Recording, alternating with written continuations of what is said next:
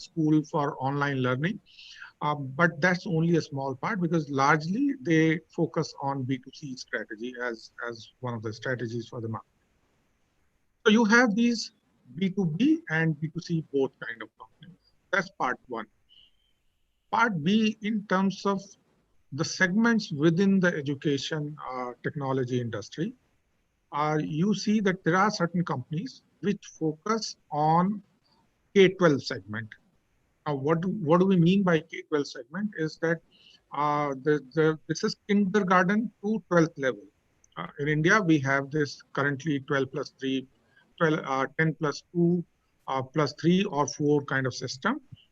So up to 12th level, they call it a K-12 segment, when the student has still not got into a college system or a university system. So below the college or the university system, the education up to class 12 is called K-12. So many of these companies focus on K-12 segment, and when they say that they are into K-12, that means that they are preparing the students for better outcomes in their 9th, 10th, 11th, 12th exams, or even below that, 7th, 6th, 7th, 8th. And that includes a lot of things. So that includes a lot of lesson planning, a lot of lectures, a lot of exam preparation and things like that.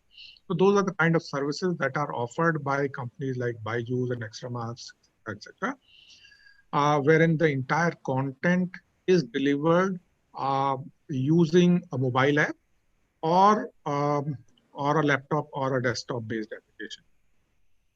Ultimately, the aim remains the same. The aim remains that they need to prepare the students better for their examinations or for any other competitive examination immediately after their 12th class.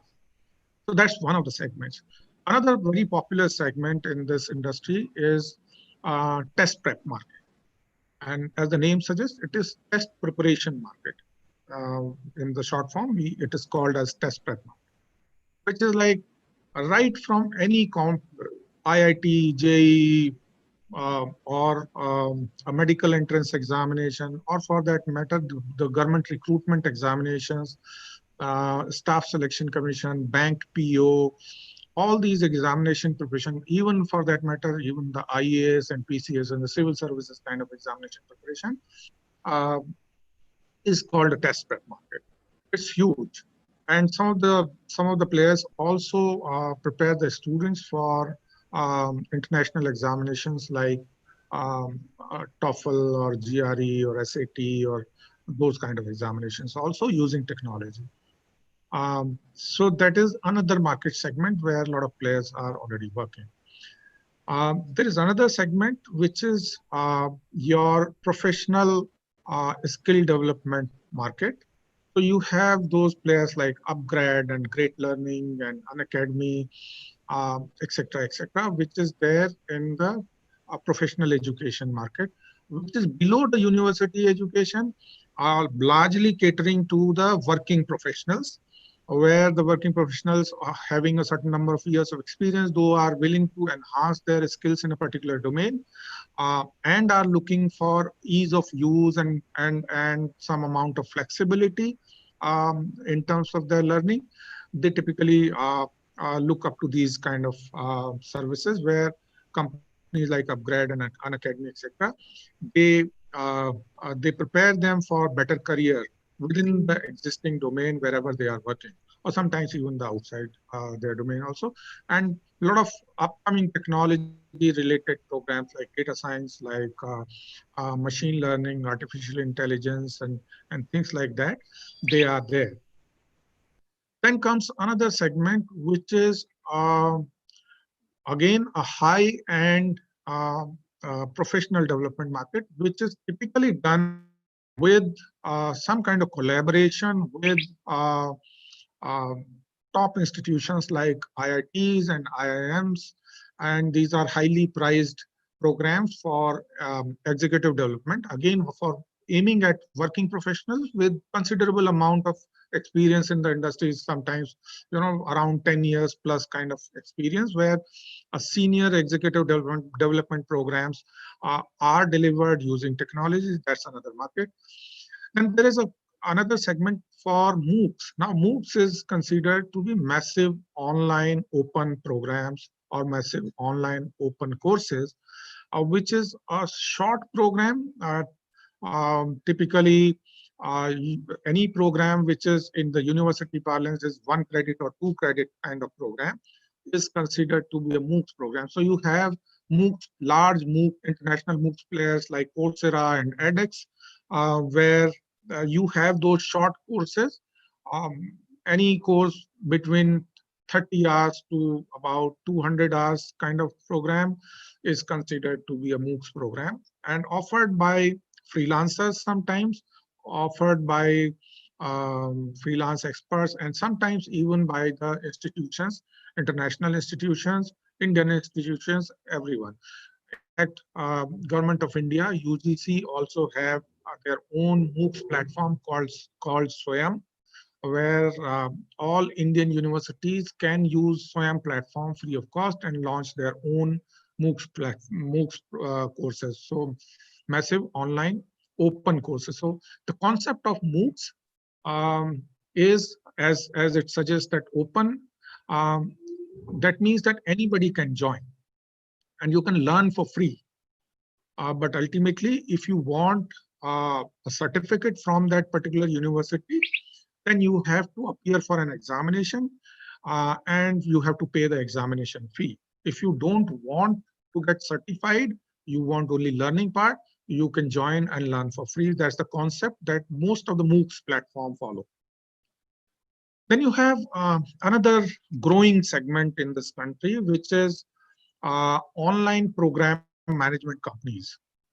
So for students' benefit, I would like to tell that the Government of India, the Ministry of HRD, and UGC has come up with this online program and courses guidelines this year, wherein they are going to allow Indian universities offer completely online degree programs. For example, programs like BA, BSc, BCom, or MA, MSc, MCom, or even MBA, which till now were not offered in online mode legally, are now they can be offered legally by Indian universities in completely online mode. But many of these universities do require some kind of external assistance, some external expertise from the market, and therefore they look up to those service providers who have developed this capability and who can help them put together the entire piece.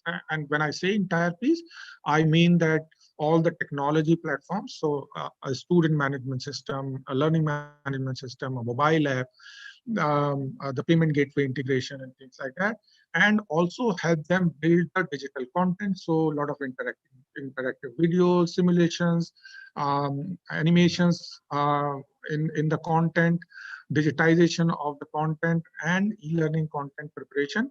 All of this put together, you create a program, and this is where they need external help. So these companies do that as well. And finally, and which is also one of the very important thing is to how to reach out to the students. So creating those marketing strategies and doing a lot of digital marketing, reaching out to the students through different digital marketing mediums, and ultimately generating leads and converting those leads into admissions for these universities is also something a lot of these service providers or OPM providers are doing. So School Guru is a leading name, and then there are other companies like Zaro Education and Avagma and so on and so forth. So every day you would, if you follow EdTech sector, you would come to know that some or the other new education technology provider has come in the market. Some new EdTech company has come up with some new concept. There is right now a flood in the market in the EdTech sector, but that's going to continue, and mainly because post-COVID, people have realized that technology can deliver a very easy transfer of knowledge, and the things that we thought till last year were not good enough or were not suitable for education. Now people think that technology can play an important role in transferring of knowledge in as effective way as it can be done in a classroom mode. It doesn't replace a teacher, but definitely it is a very, very vital tool in the hand of a teacher that the teachers, if used properly, can definitely help them enhance the overall quality of the learning delivery. And of course, it can also help them get better learning outcomes. So so a lot of these sub-segments within the edtech industry exist currently, and every edtech company whosoever is delivering good value is growing at a very, very fast pace. So much so that some of the companies last year have reported phenomenal growth. I mean, as growth as much as 300%, 400% year-on-year growth is also, we have seen that there is such kind of growth possible in that industry. Therefore, the tech industry itself has become a very lucrative market for the student. And I would suggest that the student should start following, should start studying about these companies, should start preparing themselves for different kind of roles that would come up within the tech industry. Now, let me start with the MBA students first as to what all opportunities the EdTech industry can offer to MBA students. And there are huge opportunities in EdTech industry for MBA students. Sales and marketing, the students primarily, right from um, a very entry-level roles where you can help these edtech companies get better enrollment, because see, revenue is the key. Everybody is looking to get some revenue, and any activity, any student, any professional who is capable of delivering value to their organization in terms of generating better revenue, they will find a lot of opportunities in this sector. So, so sales and marketing. Now, what kind of roles are available in? So, for example, different sub-segments within the education industry, edtech industry, will give you different kind of opportunities. So, in the B2C roles, if you see, typically the model that they follow is there is a digital marketing team.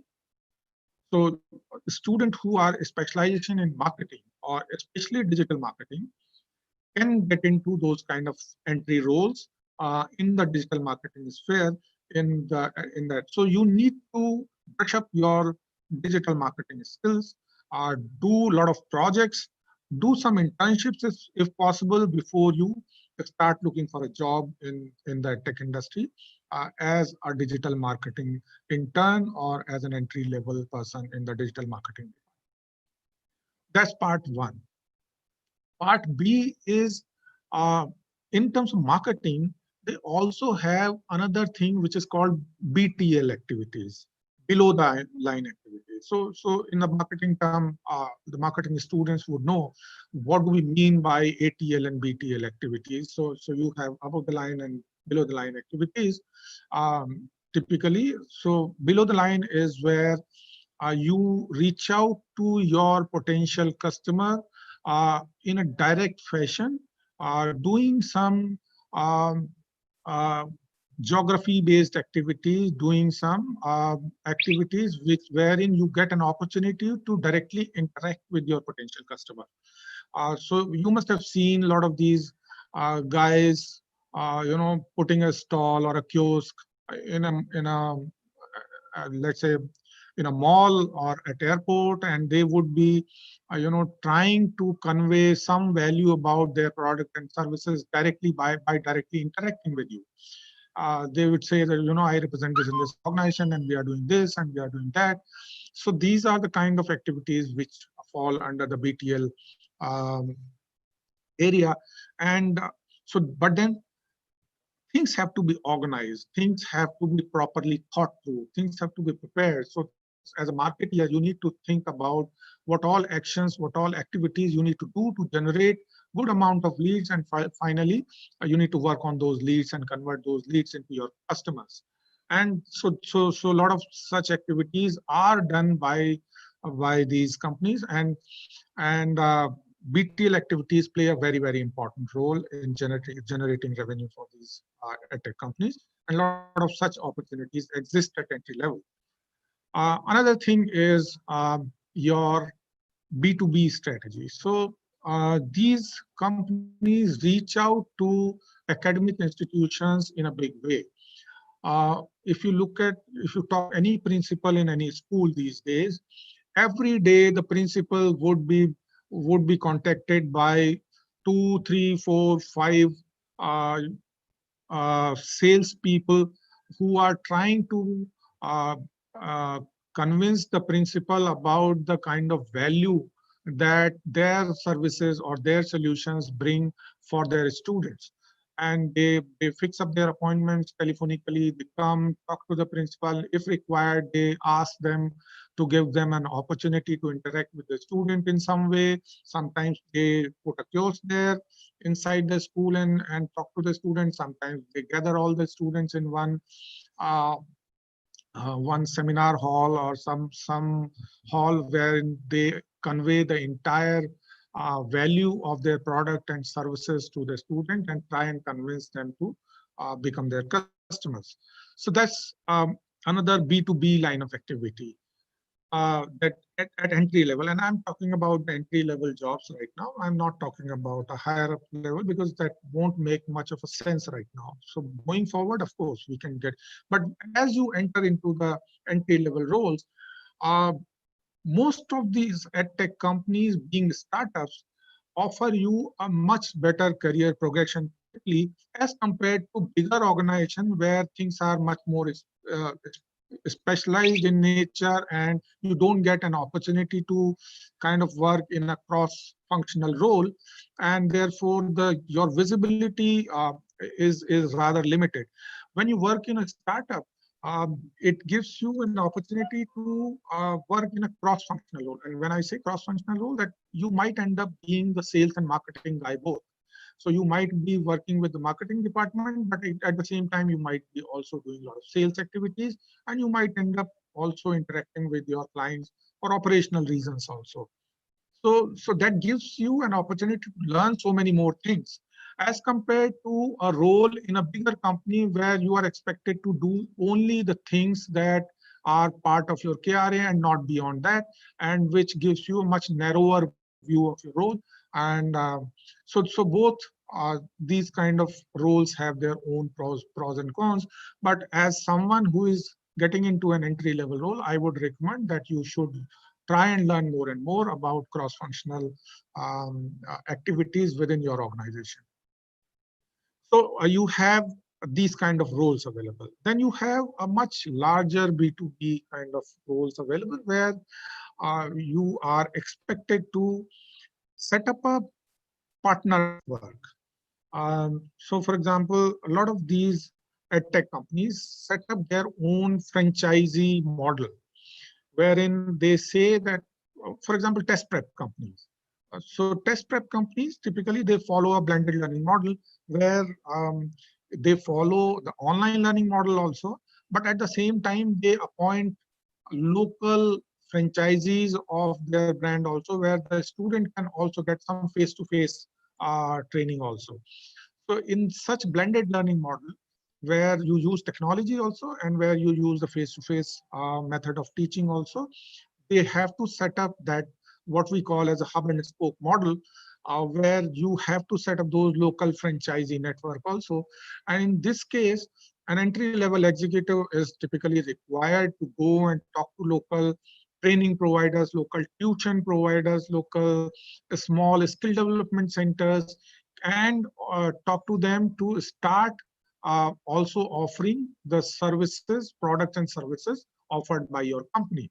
And most of the time, sometimes there is a franchisee fee, and there's you have to create that branding of that physical location outlet, and then they have to start their BTL activities and generate enrollments for the program of the principal. In this case, the principal is Principal means the company, the EdTech company that they have.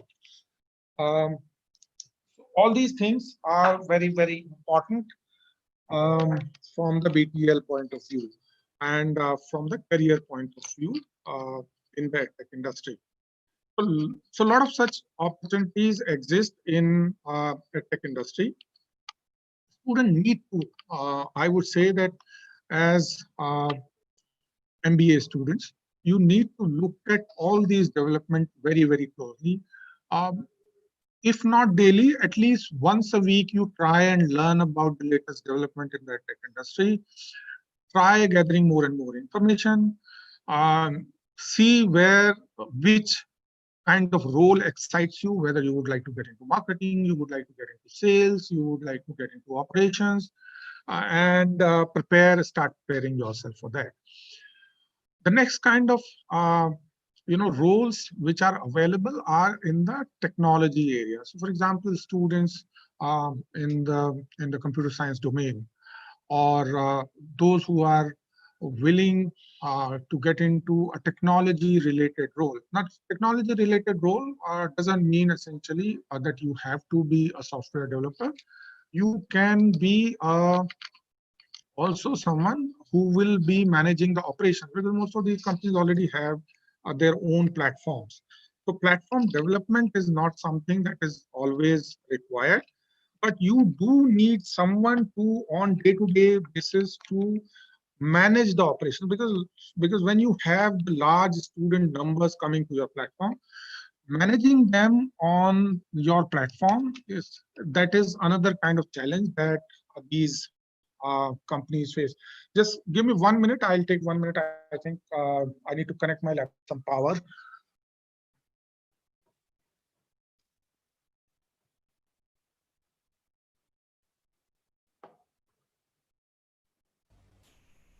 In the meantime, I request all the students, if you have any query related to the session today, you can pin that down in the chat box. In the last of the session, in the end of the session, we'll be taking your questions quickly. Neha, can you Please. please ask someone to connect my laptop with some power? Right, sir. Just give me a minute, sir. Yeah, sure. So let's continue our discussion. So a lot of technology related roles are also available. Uh, when as a platform administrator, as a student services administrator, as someone who would be very keen in analyzing the data, as someone who would be managing the database, as someone who would be willing to spend a lot of time in the analytics area, in the reporting area. So a lot of such roles at entry level are also available within the tech industry. May not be all the roles related to programming only. Programming, of course, all these tech companies have their own development teams. So software development is a constant work that happens, but typically they require people with us at least 2 to 3 years of experience in the software development, and so related to development and testing and QA and database administrator. All kind of roles are available, and if you are really good at it, you will get those kind of opportunities also. One good thing about this industry is that it is growing at a very, very fast pace. Pre-COVID, also there were a lot of companies which were coming up, which were offering different kind of services and solutions in different segments within that industry. But post-COVID, all that thing has now kind of speed up, and a lot of new developments are taking place. A lot of mergers and acquisitions are taking place. You must have recently heard about this company called Whitehead Junior. Now, Whitehead Junior is a company which uh, trains young kids. I mean, kids as young as 8-year-old, 10-year-old, uh, and train them to do coding. Uh, Now, this is a new concept in the market, wherein and the company has done very, very well. And recently, Byju's has bought Whitehead Junior at a phenomenal price. A phenomenal. I mean, that's the biggest valuation uh, uh, an EdTech company has got in the recent past. And similarly, other EdTech companies are also looking at a lot of these mergers and acquisitions. So a lot of activities are happening at the corporate level. A lot of activities are happening at the recruitment level. A lot of activities are happening at the sales and marketing level. And therefore, people who have a good understanding of this sector, who have been a student of this sector, and when I say student means, doesn't mean that it needs to be part of your curriculum. It means that you have been following this sector and you have been learning about it and you can talk about it and you know what is happening in the sector, and you understand what the sector does and how it does, and you have this confidence that you can play an important role. So for such students, the sector offers huge opportunities. So again, I would say that you need to start learning about this sector at least once a week, and maybe give 1 hour to 2 hours every week, maybe just on Sundays. Just scroll down your phone, type a couple of keywords in your Google, and look at what all these companies are doing. And then therefore you would slowly start getting into much deeper understanding of the sector, and by the time you finish your program, by the time you finish your MBA or BTech, you would have a very solid understanding of the sector, and you would then given an opportunity wherever the opportunity arises, and a lot of such vacancies are being published these days. So if you go to the popular job sites like Naukri.com or IIMjobs or LinkedIn Jobs. So you will find a lot of such opportunities available for freshers as well. It is not that an tech industry being led by most of the young professionals, they do hire a lot of freshers, because a lot of such activities require the kind of energy that a fresher would bring in, and they do require a lot of experienced professionals also, but it has to be a lot of energy that freshers bring, which plays a very, very important role in the entry level activities. So please, I would recommend that do look at EdTech as a career choice. Look at start gathering the knowledge about this industry sector, start understanding different companies, their business models. It is very, very important. And also start understanding about the subsectors within the EdTech sector. So as I said, so you have within EdTech industry subsectors like K-12 services and solution providers. You have MOOCs service providers. You have B2B OPM service providers. You have test prep service providers. And so these are some of the segments within the EdTech industry which are very, very popular. And start preparing yourself. Now, I would stop now in case some of you have any questions, and if Neha, you have any questions, you would like to understand more about the tech industry and the kind of opportunity it presents to the student, I'm here. You can start the question in part.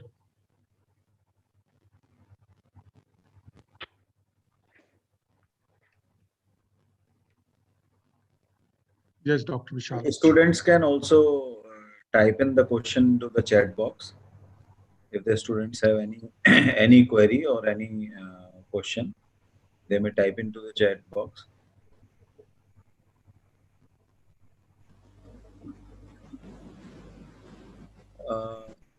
Sir, there is a question that means if a student wants to make their career into education industry, Yeah. what are the various positions you feel that they may go for? And this student Besides is from besides this, teaching, means except teaching, what are the other jobs they can go for in executive level in education industry? so this question is from an MBA student or from a BTech student? Sir, from an MBA student. Okay, so MBA student, as I suggested, if you are a sales and marketing student, lot of such opportunities exist at entry level for doing various sales and marketing related roles. As I explained that either you can get into a channel development role. Channel development role means that the partnership or a partner network development role or a franchisee development role, which is very, very popular. Another is you can get into digital marketing role. So you understand, you prepare yourself for a digital marketing role and understand about digital marketing. And become a knowledgeable person for digital marketing related activities and get into a digital marketing. A lot of entry level fresher recruitment happens in the digital marketing department as well as in channel marketing. And another thing is that as a sales manager, as a sales trainee, as a sales executive, a lot of opportunities exist in the B2B and B2C sales roles. So you can prepare yourself for any such role, whichever you feel is your forte, is your strength, or is something that you would like to take up as a career. Thank you, sir. Sir, there is one more question. We have introduced a new paper this year in MBA, that is marketing of non-profit organizations. Okay. And education industry is considered largely more of this nature only.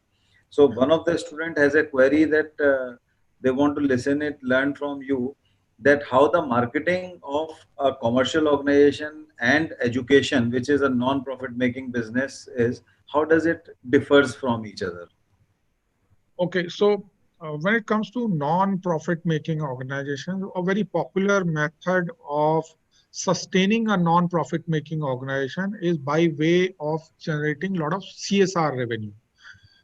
So all these companies, by law, they have to set aside a percentage of their profit as their CSR budget or corporate social responsibility budget.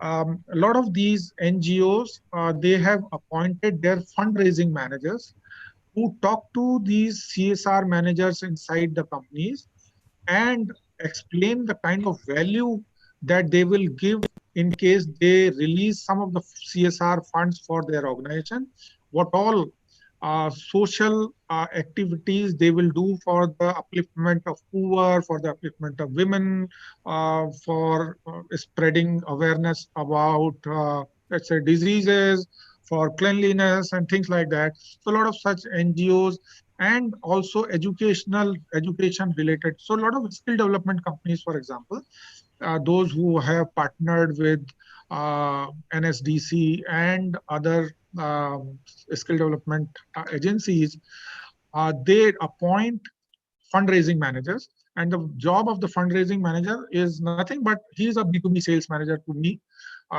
He just need to talk to companies, talk to their CSR heads, and give them that, okay, we are running this small training program for tribal women in this area, wherein those tribal women they cannot pay any amount to us. So in place of these tribal women, would you like to fund this cause so that we are able to train these tribal women so that they can start generating their own livelihood?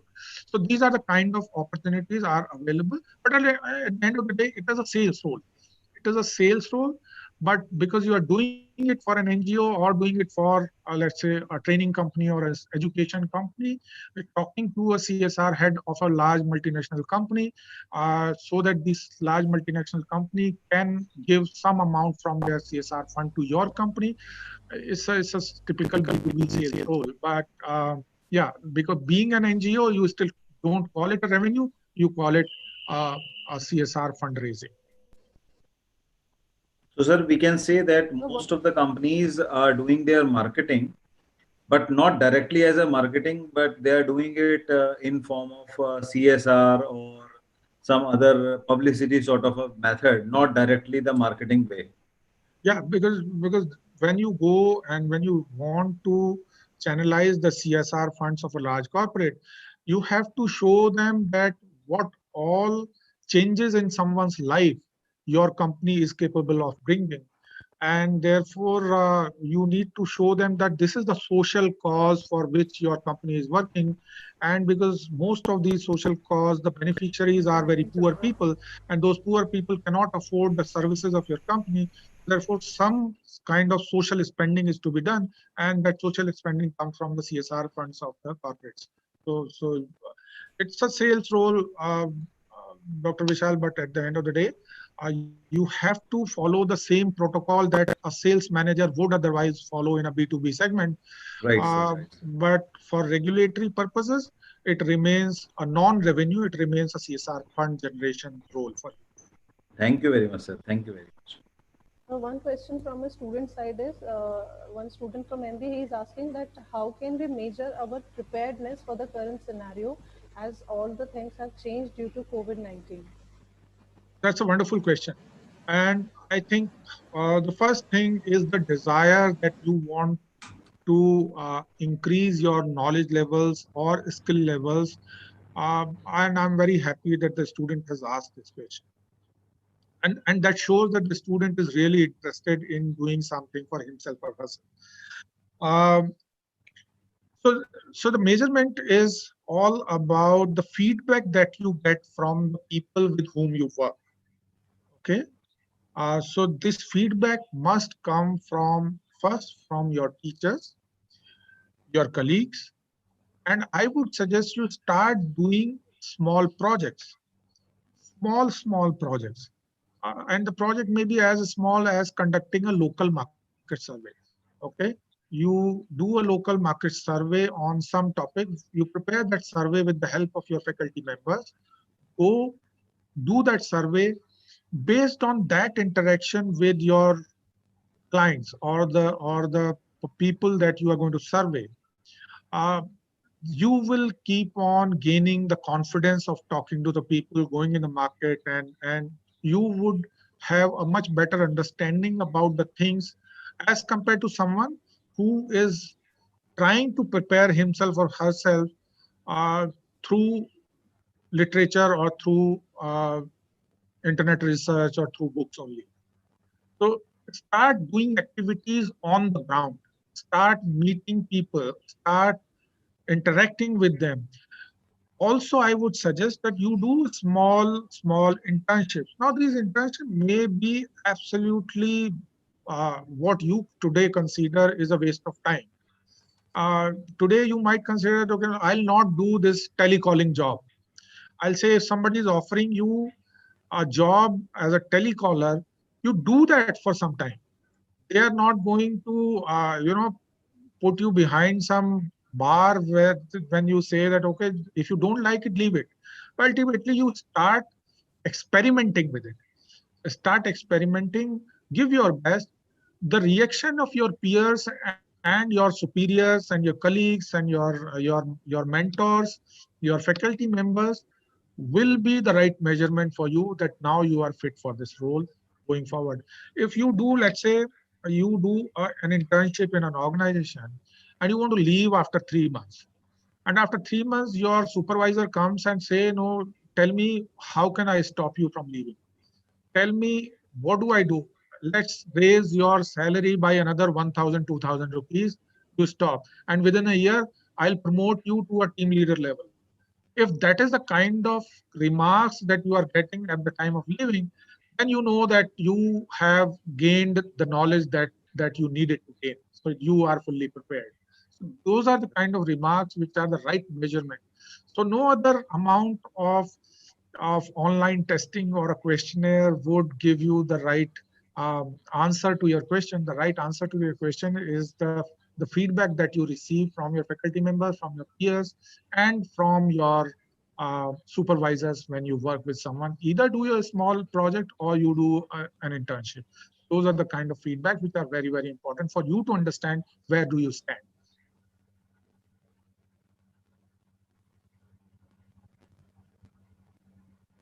Thank you, sir. Uh, Neha ma'am, is there any other question, or should we? Just one more question from a BCom student. He's asking that if he wished to start his education, like this edutech startup, though he is in BCom, then how can he further plan it from today only. He's in BCom first year. That what are the challenges for EdTech startup if he wish to start so? Yes, another wonderful question. Another wonderful question. So there is no minimum age as such to become an entrepreneur. If you have the desire, if you have an idea of which you want to execute and you want to bring value, innovation, or improvement in some services, or you want to bring a new service altogether, which you are confident that there would be people who would be willing to pay for it.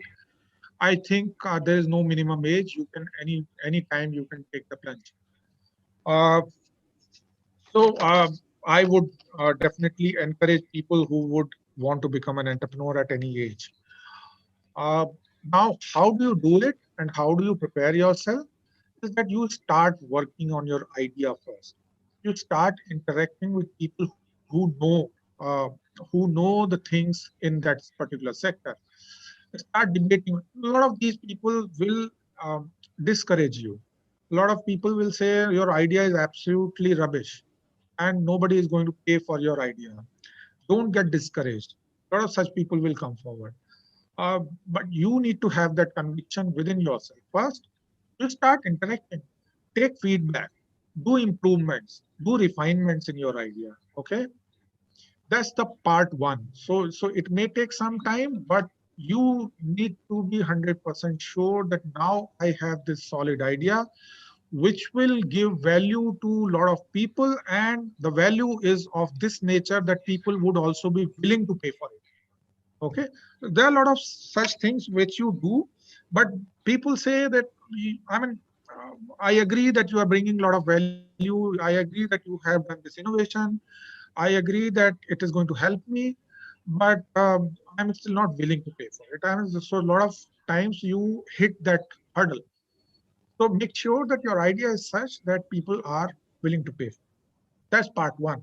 Now, as a smart strategy, I would say that you find your first customer or first few customers who are not willing to pay for it, but they are willing to give you an opportunity. Okay. And implement your idea with those customers first. So that one, your idea will get the validation that is required. It will get validated. In that process, you will end up making a lot of relationships, and also you will end up making a lot of improvements in your overall idea and its execution. So you will be able to perfect your solution or service. So that is a very smart strategy. So find a non-paying customer who is willing to work with you and who is willing to uh, give you an opportunity to work. But once you have done that, by that time, you would know what to do next. Then you don't need a person like me to tell you. If you have done these two activities, that you have worked, refined, debated, discussed your idea first and perfected your idea, and you find a first one or first few uh, free customers who are willing to buy your services, solutions free of cost. Do that, and then everything else will start falling in place. Now let's come to a very, very important part, which I believe that you might be willing to ask, is that how do you fund your idea? Okay, from where you get the money. So the first source of money is your own pockets. It's your own parents, your own relatives, your own friends. No, in this country or elsewhere, nobody gives you money for experimenting with your idea. They would give you money when your idea has already been validated. So once your idea has been validated, and what you call is MVP in the EdTech or in the startup terminology, there is something called MVP, which is a minimum viable product. So once you have reached that level, when you know that there are customers who are willing to work with you, may not be paying customers, but then at least you have those customers available. And going forward, as you keep on refining your product and service, there you will find paying customers as well.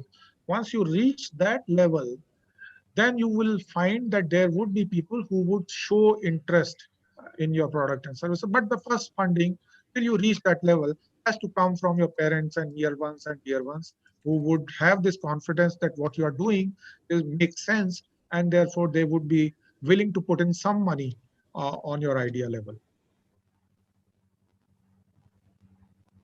Thank you, sir. Thank Thank you, sir. Neha ma'am, any other question? No more questions, sir. With no Okay. more questions, I would like to thank you once again. Thank you to all the students who are watching this. And one parting advice is that don't sit idle. Don't sit that you have to complete the program and then start doing something. Please don't do that. You start doing something from the day you enter into a professional program, be it EdTech, MBA, or any other program. Start preparing yourself. Um, Choose what you want to do. Select something that interests you. Start gaining knowledge. Start doing small projects. Start doing internships. And so that by the time you will complete, you will be a fit person for that particular role or particular sector. Really, sir, it is a pleasure having a discussion with you. Thank you so And much. my senior, as a senior most alumni of this Shobit University, really it is pleasure having you with us, and we are thankful that on such a short notice, you could spare your time from your busy schedule and given such a useful information and guidance to all of our students, and or we can say your own juniors, super juniors. And uh, when the students listen from directly from the horse's mouth, I think the impact is altogether different. Though all the teachers are also guiding them, they are putting their efforts, but once they understand the reality, because you have spent almost half of your means I think more than 25 years now you are with industry, and I know personally that you have been associated with number of very big institutions, and since beginning of your career you are with academics only, education industry rather I should say. So your suggestions, your guidance is very important for those students who want to make their career into this particular industry, because education industry is coming in big way, and especially after COVID, after the you can say the forced implementation of online media in education. Now the COVID has changed the way that we used to study for all. For it's not that the COVID, once the COVID will end, we all will be coming back to the normal. It will never come now. At least it will be a blended learning, and lot of online portals, online education portals will be finding a very good business if they can offer a good services. So I hope that the student would be definitely be benefited and will take an advantage of your knowledge and your experience. Now may I request Dr. Neha Vashish to please propose the vote of thanks. Thank you, sir.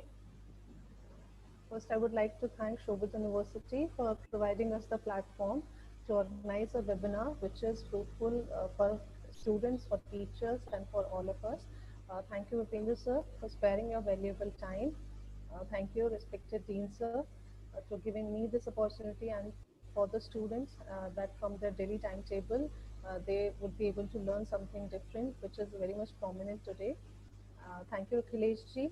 All the students are also advised to write a note about today's lecture so that you will be able to fertilize which we have understood today. So thank you everyone. Thank you, sir. Thank you, Thank you, sir. everyone. Thank you, Thanks a sir. lot. Bye bye.